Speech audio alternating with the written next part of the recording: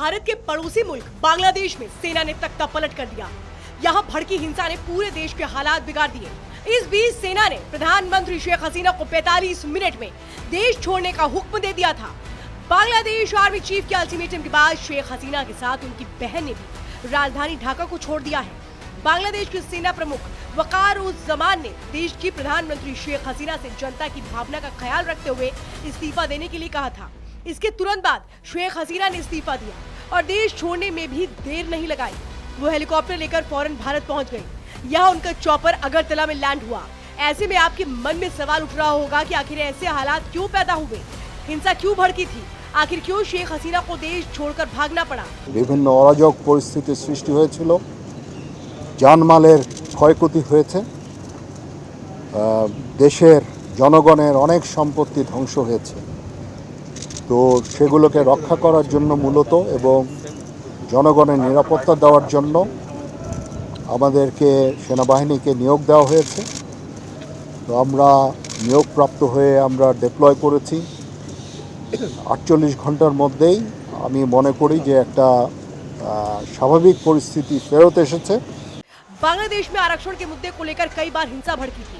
प्रदर्शनकारियों की मांग थी कि 1971 के स्वतंत्रता संग्राम सेनानियों के परिजनों के लिए 30% सरकारी नौकरी को आरक्षित करने वाला कोटा प्रणाली को खत्म किया जाए।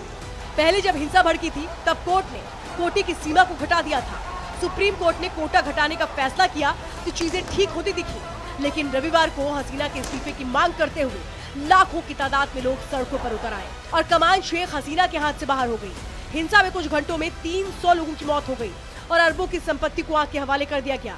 सभी बड़े शहरों में लाखों की तादाद में लोग शेख हसीना के इस्तीफे की मांग करते हुए सड़कों पर आ गए। राजधानी ढाका पर प्रदर्शनकारियों ने पूरी तरह कब्जा कर रखा है और लाखों लोग प्रमुख चौकियों पर जमा हुए हैं। इससे देश की आवामी लीग की सरकार और प्रधानमंत्री शेख हसीना सवालों के घेरे में आ गई। इस हिंसक प्रदर्शन के बीच अब तक 11,000 से अधिक लोगों को गिरफ्तार किया जा चुका है।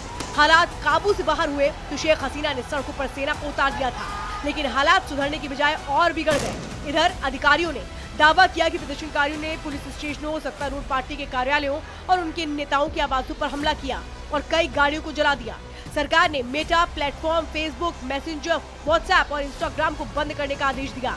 इससे पहले जुलाई में भी स्टूडेंट्स प्रदर्शन के दौरान हिंसा हुई थी। उस वक्त ढाका में मुंशीगंज जिले में एक पुलिसकर्मी ने मीडिया से बात करते हुए कहा था कि पूरा शहर युद्ध के मैदान में बदल गया है। इस हिंसा में हसीना सरकार ने कट्टरपंथी और पाकिस्तान की ISIS का हाथ बताया था। वहीं बांग्लादेश में पैदा हुए हालात का भारत पर क्या असर होगा, ये तो आने वाला वक्त बताएगा, लेकिन भारत इस पूरे मामले पर नजर बनाए हुए है।